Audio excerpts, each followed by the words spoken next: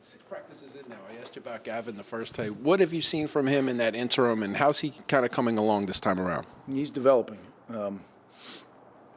Like most young quarterbacks, it's usually a couple steps forward and then a step back, and then a couple steps forward and a step back. So, he's learning.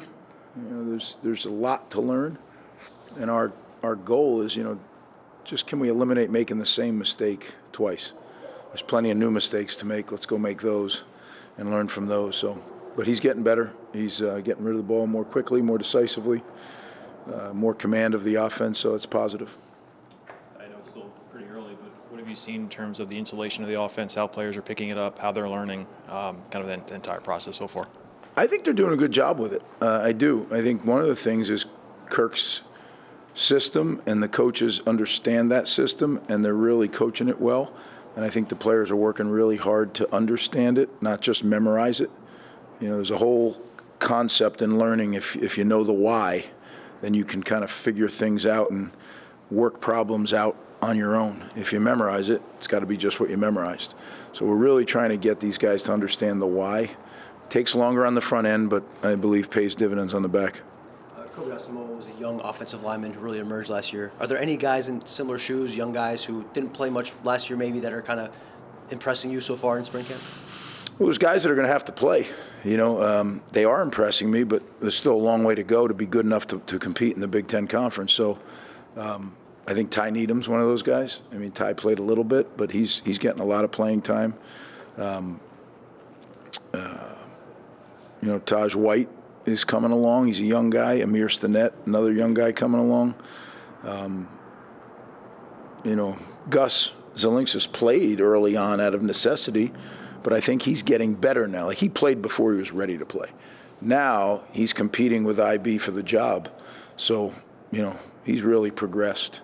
So there is development. I think that guys are getting better. Coach Flaherty and his staff are doing a good job. It's just, offensive line play takes a little while, but they're getting better. One of the guys who's new to the team, but certainly a veteran, Brantley, at the wide receiver. What have you seen from him, and how does he fit into that room?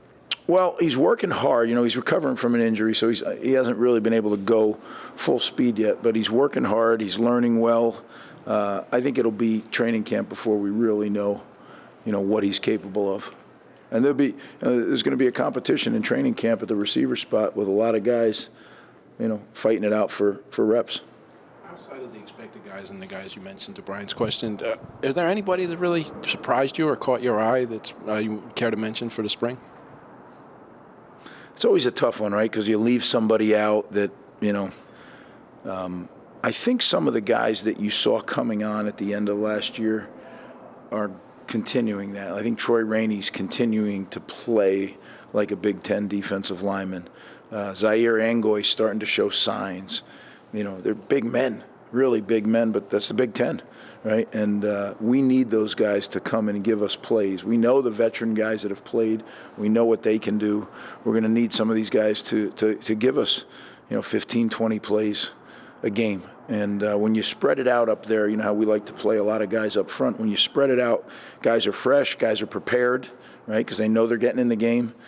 So that's always our goal, to have a great 8 to 10 man rotation working on the front.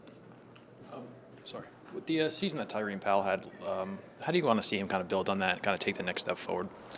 I think physically he's done that. You look at him physically, he's a bigger man. If he can do that every year, he's going to be a gigantic. He's 6'5". He's up to almost 240 now.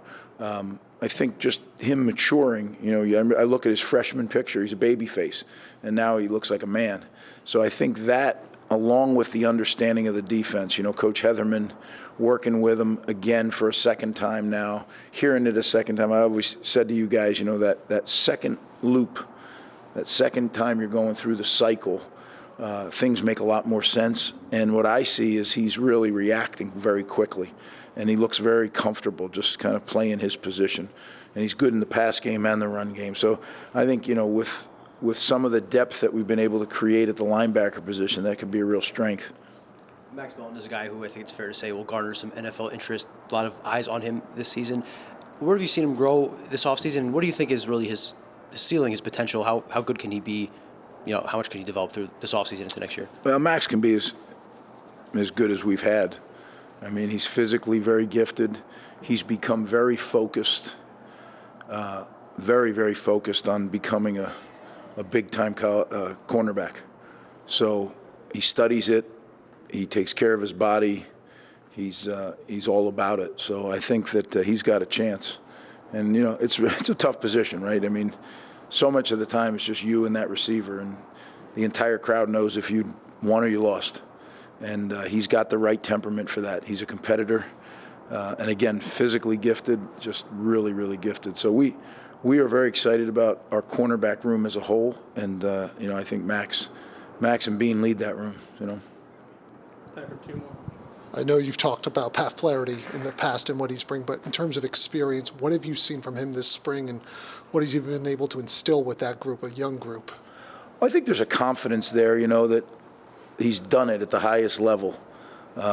He's done it with all pros, yet he's done it with college kids over his career. So I think our guys understand how fortunate they are, and I think they really listen, eyes wide open, ears wide open, and are trying to soak in as much as they can. It's no secret that's the position where we really must make the strides, to get the running game going, which will open up the passing game and all the things that we want to do on offense. So it starts up front. We're making progress. It's going to be a race against time. Being a former linebacker last year, I'm sure I was a little nervous for you with the depth on this team. What about this year? Well, I like our linebacker depth, as we talked about a little bit. With Mo Toure, you have Reem, you have Dion. Then you have a bunch of young, good players too that are behind them. So I think we just got to keep developing those guys, trying to work them into different packages. But to have what I call three starters for the two spots, that's good, right? So we can rotate guys and keep them fresh. Last year those guys played darn near every snap until Dion couldn't anymore, right? So it does wear on you. But if you can have guys playing 700 to 750 snaps in a season rather than 1,000 to 1,100 snaps, that's kind of in that range is where things happen sometimes, injuries. So we're going to try to have them in that sweet spot somewhere, God willing, in the 700, 750 range, and rotate them so they're all fresh and they're all feeling better towards the end of the year. Last question, Chris. I know Reggie Sutton was facing a long road back. Is there any chance you think at any point this season he could be in the mix? Man, I hope so. I mean, Reggie is one of my favorites, and you're not supposed to play favorites, but he's been through so much, and he's been unrelenting in his attitude and his belief in our program. He's been a leader throughout, which isn't easy. When you haven't played in 2 years, yet you're a leader, right? I mean, and if you guys think back, Michigan week, so it's week 4 of the 2021 season, he goes down on the practice field. At that time, he was our best lineman, right? So he's done some things as of late that get you excited, like, oh my goodness, he might actually be able to do this. And yes, I'd love to have him back for our team, but as much as he's been through, I just hope he gets to play for his sake, because he has sacrificed so much. And I can't even tell you, like, the hours he has spent rehabbing his injury. I don't know how many people would do it, to be frank with you. He has just made up his mind that this is what he's going to do. So he's in my prayers all the time that this can happen. And it certainly would help our line if he can come back even close to what he was. He immediately helps us. So it could be really good for everybody. So